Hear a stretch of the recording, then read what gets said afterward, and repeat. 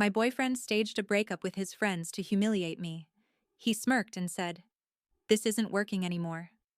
I looked him directly in the eyes and answered, "I agree. Enjoy being single." They expected me to cry. They expected me to beg him to reconsider while their phones captured every humiliating second. Instead, Mason Reed lost his relationship, his reputation, and the woman he had already chosen to replace me with, all before the night was over. My name is Vanessa Hale. I'm 29 years old, and until that night, I honestly believed the worst thing my boyfriend could do was embarrass me in front of our friends. I was wrong. Mason and I had been together for 8 months. The first 4 were almost embarrassingly perfect. He was charming without seeming rehearsed, funny without needing an audience, and attentive in a way that made me feel as though he noticed details everyone else overlooked. He remembered how I took my coffee. He sent me songs because one lyric reminded him of something I had said. On quiet nights, he would lie beside me and talk about opening his own fitness studio, buying a house, and building a life that did not feel temporary. Somewhere around the 5th month, however, Mason began treating our relationship less like a life and more like content. Every dinner needed photographs before I could touch my food. Every disagreement became a vague quote on his social media. Every thoughtful gesture somehow ended with his phone propped against a glass, recording my reaction. At first, I told myself it was harmless. Mason enjoyed attention. I enjoyed privacy. Couples were allowed to be different. But attention was not something Mason merely enjoyed. He needed it. When we entered a room, he watched to see who noticed him. When he posted a photograph of us, he checked the likes before asking whether I liked the picture. If a story did not receive enough views, his mood changed as if the internet had personally insulted him. His friends encouraged it. Gavin had known him since high school and treated every bad decision like proof of confidence. Adrian, one of Mason's co-workers, believed relationships were contests where one partner had to maintain control. Caleb, a man Mason met at a yoga class, filled his social media with quotes about testing loyalty and knowing your worth. Whenever the 4 of them gathered, Mason returned with a new complaint about me. I was not spontaneous enough. I did not surprise him often enough. I did not post him enough. I once asked him, "Do you want to feel loved? Or do you want other people to see you being loved?" He stared at me for several seconds before laughing. "You make everything sound so serious, Vanessa." Maybe I did. Or maybe he did not want to answer. When our friend Owen invited us to his birthday party, I thought it might help. Mason and I had not been fighting, but the space between us had begun to feel crowded with things neither of us said. I imagined one normal evening. No staged videos. No cryptic captions. No friends explaining our relationship to us. Mason promised he would come early and help Owen prepare. At 4 that afternoon, he texted me, "Running late.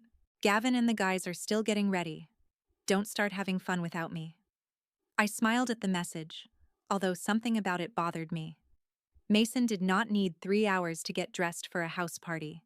Still, I drove to Owen's alone.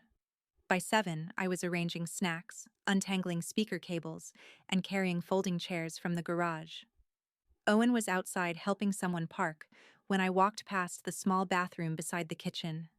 The door had not closed completely. I would have continued walking if I had not heard my name. "Vanessa's going to lose it," Gavin said. Several people laughed. I stopped with 2 chairs pressed against my hip. Mason answered in a voice bright with excitement. "That's the whole point. I'll wait until everyone's here. Then I'll tell her this isn't working anymore." My fingers tightened around the metal chair frames. Caleb asked, "What exactly are you going to say?" "I'll tell her she's gotten comfortable," Mason replied. "Maybe that she's not on my level anymore. Something that shocks her." Adrian laughed. "Make sure you pause afterward. Give her time to panic." "I want her face in the video," Mason said, "especially when she realizes I'm serious." For one irrational second, I wondered whether they were discussing someone else named Vanessa. Then Gavin said, "Where should we stand?" "Spread out around the living room," Mason instructed. "Don't make it obvious. Gavin, stay by the couch. Adrian, pretend you're taking selfies. Caleb, stand near the food table so you can jump in if she gets defensive. And what do we say? Caleb asked. Tell her any woman who really loved her boyfriend would fight for him. My stomach turned cold. Adrian added, my cousin did this to his girlfriend. She cried in front of everyone and promised to take him to Italy before he agreed to stay. Mason laughed. That's what I'm talking about. Vanessa has been way too comfortable. She thinks she can just show up, be dependable, and that's enough. Dependable. He said the word as though it were an insult. I remembered driving across town when Mason had the flu, helping him prepare for an interview, lending him money after he damaged his car, listening to him talk for hours about fears he claimed he had never admitted to anyone else. Apparently, devotion only counted when it could be uploaded. Caleb's voice became quieter.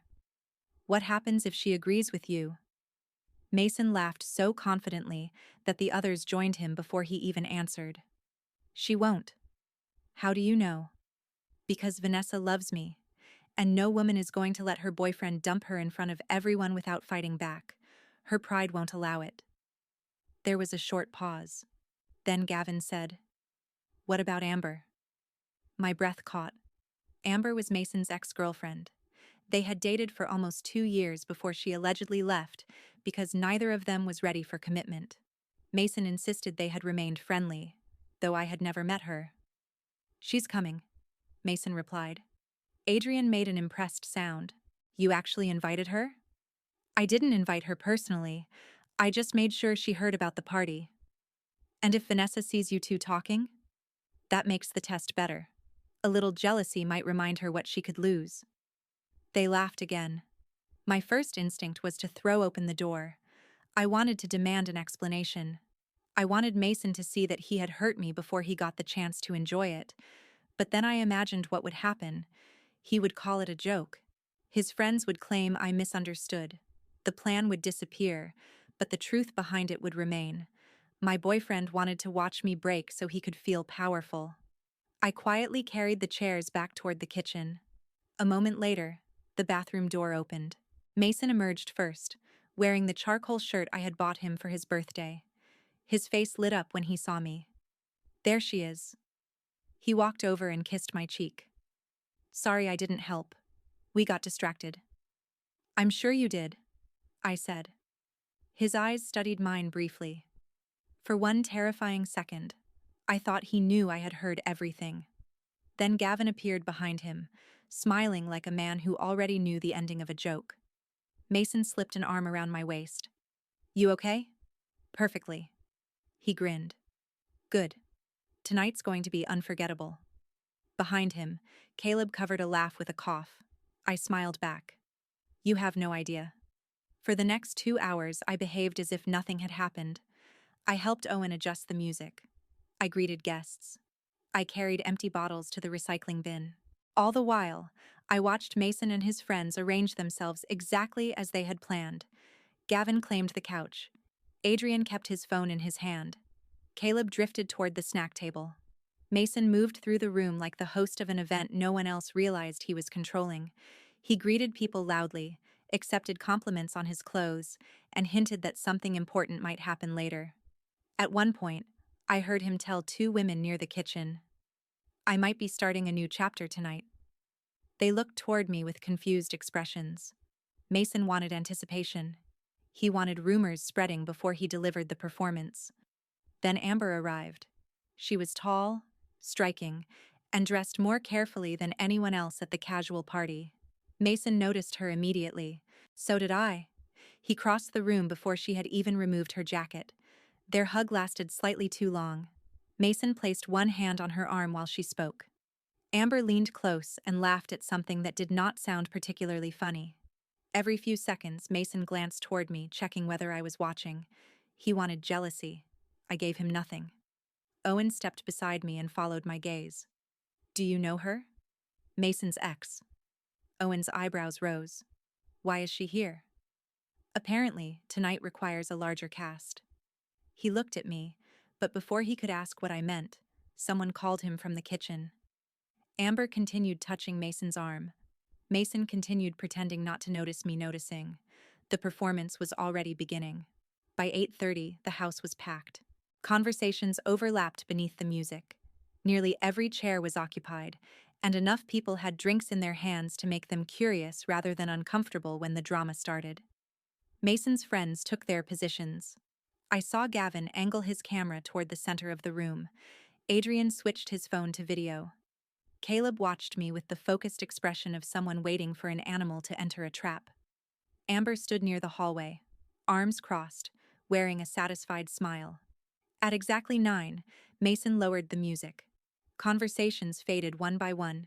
He stepped into the center of the living room and looked at me with the solemn expression of a man about to announce a tragedy. "Vanessa," he said loudly, "we need to talk." Every face turned toward us. I set my glass on the table. Of course. That was not the response he expected. His eyes flickered toward Gavin before returning to me. Mason inhaled dramatically. "I've been thinking about us for a long time." He paused, allowing the silence to deepen. "And I don't think this relationship is working anymore." Someone near the couch whispered, "Oh my God." Mason continued, "You've stopped trying. You've gotten comfortable, and honestly, I don't think you're on my level anymore." Gavin's camera moved closer. Adrian bit his lip to hide a smile. Mason stared at me, waiting for my face to collapse. I nodded slowly. "You're right." His expression changed. "What?" I said, "You're right." I reached into my purse and removed my apartment keyring. "This relationship isn't working." Mason blinked. I held out my hand. "Give me your key to my apartment. I'll pack whatever you left there and have Owen return it." The room became completely silent. Mason stared at my open palm. "Vanessa, wait. You ended the relationship." I know what I said, but... And I agree. I gave him a calm smile. "Enjoy being single, Mason." The confidence drained from his face so quickly that even Gavin lowered his phone. I turned toward the door. Behind me, Mason's voice cracked. "That's it? You're not even going to fight for us?" I stopped and looked over my shoulder. "Fight for what? A man who announced our breakup like a party game?" Caleb stepped forward. "If you really loved him, you wouldn't give up this easily." I looked directly at him. And if Mason loved me, he wouldn't need 3 friends recording my humiliation to prove it. The color vanished from Caleb's face. Whispers spread through the room. Mason went still. I continued before any of them could recover. "I heard your entire rehearsal in the bathroom. I heard where Gavin should stand, how Adrian should film, what Caleb should say, and how Amber was supposed to make me jealous." Every head turned toward Amber. She uncrossed her arms. Mason's voice dropped to a whisper. "You heard us?" "Yes." "Then why didn't you say anything?" "Because I wanted to know how far you were willing to go." His eyes filled with panic. I stepped closer, lowering my voice even though everyone could still hear me. "The breakup you staged for entertainment is real now." Then I walked toward the door. Behind me, the room erupted into whispers, but one sound rose above them all. Mason's footsteps. He followed me outside, and when the front door slammed behind him, his humiliation disappeared. What replaced it was rage. The front door slammed behind Mason hard enough to rattle the porch light. "Vanessa." I kept walking toward the driveway. His shoes struck the pavement behind me, quick and uneven. A few seconds later, he grabbed my wrist. I stopped, not because he had the right to stop me, but because I wanted him to understand exactly what had just ended. "Let go of me." Something in my voice made him release my arm immediately. Mason stepped in front of me, breathing hard. His face was red, but there were no tears, no heartbreak, only fury. "You made me look like an idiot in there." I stared at him. "You staged a public breakup, invited your ex, and told your friends to record me. But I made you look like an idiot?" "You knew it was a test." "I knew it was manipulation." "It was supposed to prove you cared." "No, Mason. It was supposed to prove you could control me." His jaw tightened. Behind us, the front door opened again. Gavin, Adrian, and Caleb spilled onto the porch, followed by several guests pretending they were not there to watch. Mason noticed the audience and immediately raised his voice. Any woman who actually loved her boyfriend would have fought for him. A few people shifted uncomfortably. I folded my arms. A man who actually loved his girlfriend would not turn her humiliation into entertainment. You're twisting it. I'm repeating exactly what happened. Gavin stepped forward, still holding his phone.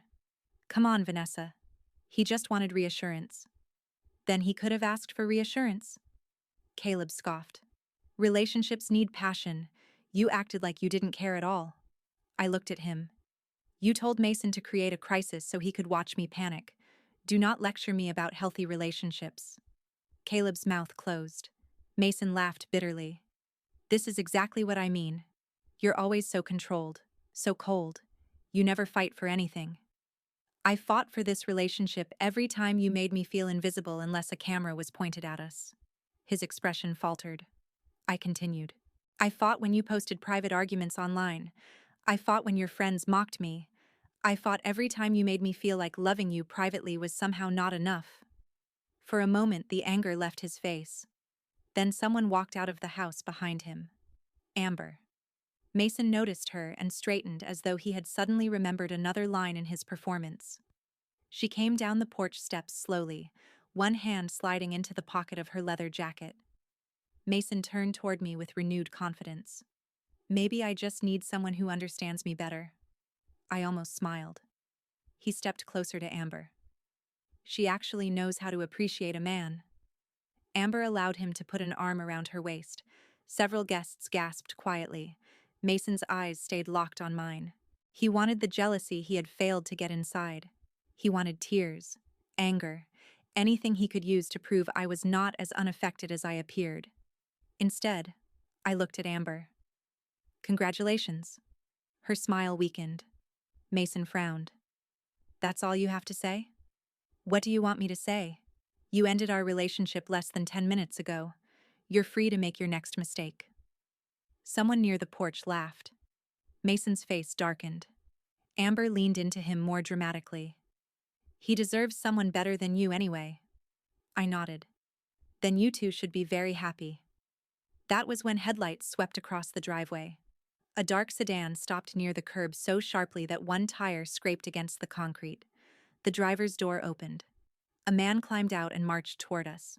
He was tall, broad-shouldered, and furious enough that even the people filming lowered their phones for a second. Amber went rigid. The man's eyes locked onto her arm around Mason. Amber. Her hand dropped immediately. Mason glanced between them. Who is this? The man ignored him. You told me you were spending the night with your sister. Amber's face lost all color.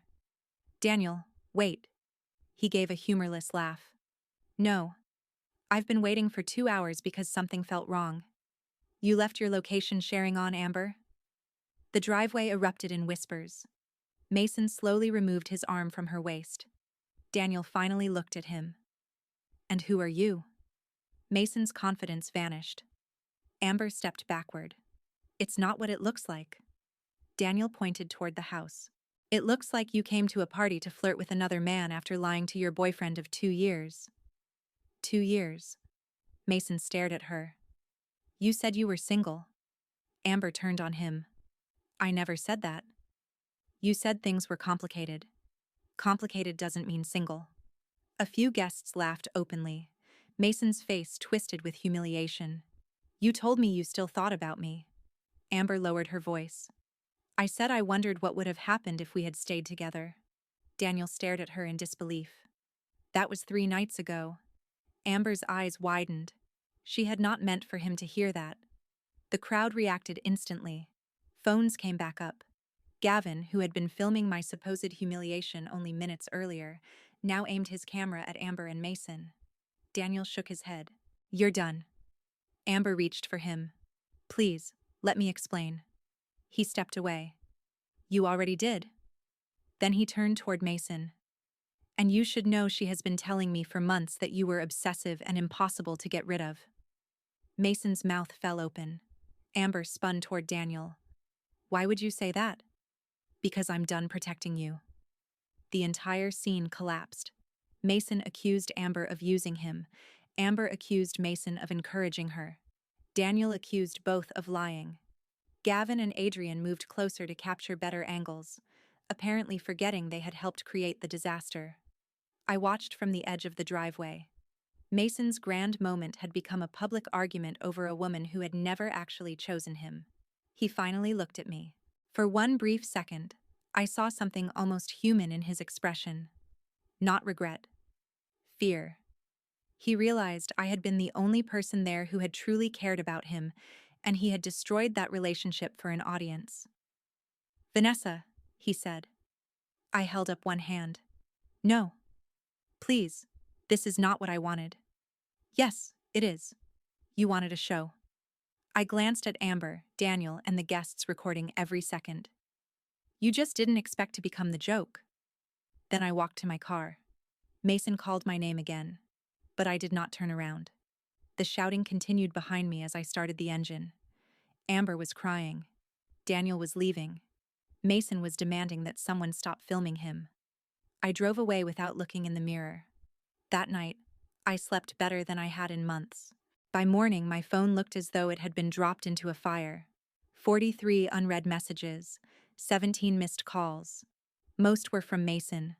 The first messages were apologies. "I'm sorry. I took it too far. Please call me." Then came bargaining. It wasn't a real breakup. We were supposed to talk afterward. "I'll cut Gavin and Caleb off." By 8 in the morning, the anger started. "You embarrassed me on purpose. You could have handled this privately. 8 months meant nothing to you." I read each message once and answered none. Around noon, Owen sent me screenshots from a group chat. The chat had been created 3 days before the party. Its name was Vanessa Loyalty Test. I stared at the screen. Gavin had bet $20 that I would cry within 5 minutes. Adrian predicted I would promise Mason a vacation. Caleb wrote that women like me only became affectionate when they felt threatened. Mason had replied with laughing emojis. Then I saw another name. Ethan. He had been my friend for almost 4 years. I had picked him up when his car broke down in the middle of the night. I had lent him rent money without charging him interest. When he made a mistake at work, I took part of the blame so he would not be fired. Ethan had not encouraged the plan. But he knew. He had read every message and said nothing. That silence hurt more than Mason's cruelty. I sent him one text. "We're done. Lose my number." He called twice. I blocked him. By afternoon, Mason began rewriting the story. Mutual friends told me he claimed I had been distant for months. According to him, the breakup test was a desperate attempt to save our relationship. Then, at 6 that evening, Owen sent me a screenshot of Mason's newest post. It showed me sitting in a dim bar beside a man I had never met. The image was fake. One of my hands had 6 fingers. The man's face blurred into the wall. A glass on the table cast 2 shadows in opposite directions. Mason's caption read, "Funny how she says I humiliated her when she had already been cheating." I stared at the photograph for several seconds. Then I laughed. The comments exposed it almost immediately. "That is obviously AI. Look at her hand. The man's ear is melting. Mason, delete this before it gets worse." He removed it within an hour. But screenshots had already spread. On Sunday afternoon, someone knocked on my apartment door. Mason stood outside holding a paper bag filled with some of my belongings. His eyes were swollen. His hair looked unwashed. For the first time since I had met him, he seemed completely unaware of how he appeared. "5 minutes," he whispered. "Please." I stayed behind the half-open door. "You used a fake image to accuse me of cheating." I panicked. "You tried to destroy my reputation. I didn't want everyone to think I was the bad guy. So you decided to make me the bad one." He started crying. "I'll go to therapy. We can get counseling. I'll delete everything. I'll cut those people off." "The trust is dead, Mason." His face crumpled. "You don't mean that." "I do." 8 months, Vanessa. You're throwing away 8 months. "No. You threw them away when you turned our relationship into a performance. You buried whatever remained when you tried to frame me as a cheater." His sadness shifted into anger so quickly it was almost frightening. So that's it? That's it. I took the bag from his hand. Then I closed the door. He stood outside for nearly a minute before finally leaving. I thought the worst was over. On Monday morning, a coworker sent me a link. A video of the breakup had gone viral, but it had been edited. It showed Mason telling me the relationship was over. Then it cut directly to my answer. You're right. Enjoy being single. No bathroom plot. No cameras. No admission that it had been a test. Just me looking cold while a devastated boyfriend stood in front of a crowd. The comments were brutal. She never loved him. No woman moves on that quickly unless she was cheating. He deserves better. At the top of the post was Gavin's username. They had failed to humiliate me at the party. Now they were trying again in front of thousands of strangers.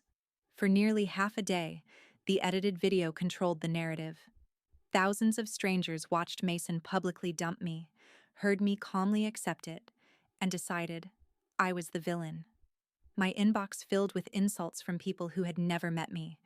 Coworkers quietly asked if everything online was true.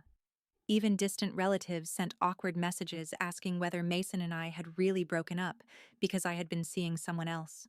I never defended myself. I knew the truth didn't need me to scream louder than a lie. It only needed the chance to be heard. That chance came from Owen. His living room security camera had captured almost everything. Several guests also sent him their recordings, including the moment Mason's friends admitted the breakup was only a test, and the moment I exposed the entire bathroom rehearsal. Instead of arguing online, Owen uploaded the complete, unedited sequence with one simple caption: "Context changes everything." Within hours, the internet turned. The same people calling me heartless suddenly watched Mason rehearsing my humiliation with Gavin, Adrian, and Caleb. They saw him positioning everyone with their phones, inviting Amber to make me jealous, and expecting me to beg while they laughed. The comments changed overnight. She didn't embarrass him. He destroyed his own relationship. Imagine turning your girlfriend into content. Mason tried deleting posts, but nothing disappeared. Screen recordings spread faster than apologies ever could. His carefully built image collapsed in less than 48 hours. Gavin disappeared from social media after becoming the face of the edited upload. Adrian was questioned at work after coworkers recognized him encouraging the prank. Caleb kept insisting it had all been just a social experiment, but almost no one believed him anymore. As for Mason, he sent me one final email. He blamed bad influences. He claimed Gavin and Caleb had convinced him the prank would strengthen our relationship. He promised he had cut them out of his life and begged for one conversation. I read every word. Then I deleted it. Some mistakes deserve forgiveness. Others simply deserve distance. About 8 months later, life looked completely different. I had started dating Elliot, a kind, emotionally steady man who never felt the need to test my loyalty. He listened more than he spoke. He valued quiet evenings over public attention. Being with him reminded me what peace actually felt like. Eventually, Mason found out. One evening, my phone lit up with his name. The first message sounded almost normal. "So you've already moved on." The second was accusation. "You must have been talking to him before we broke up." The third was desperation disguised as certainty. No one heals that fast unless they were cheating. I answered only once. "We stopped being a couple the moment you turned our relationship into a performance." He sent dozens of replies. I never opened them. The following afternoon, he appeared outside my apartment. He looked exhausted, thinner than I remembered, as though months of regret had finally caught up with him. "You replaced me," he whispered. I shook my head. "No, Mason. You replaced yourself the night you chose an audience over us." His eyes filled with tears. "I only wanted to know if you loved me enough to fight." I looked at him quietly before answering. "If love has to be proven through humiliation, it isn't love anymore." He lowered his head. For the first time since everything happened, he had nothing left to argue. I closed the door gently. That was the last time I ever saw him. Months later, people still remembered Mason as the boyfriend who staged his own breakup for internet attention and lost everything because of it. I remembered him differently, not as the man who broke my heart, but as the man who accidentally taught me that self-respect is worth more than any relationship built on manipulation. Elliot once asked whether I regretted any part of what happened. I smiled. If I had begged that night, I told him, I probably would have spent years trying to earn love that should have been given freely. Instead, I walked away. And that single decision gave me something Mason never understood. Real love never asks you to sacrifice your dignity just to prove it exists.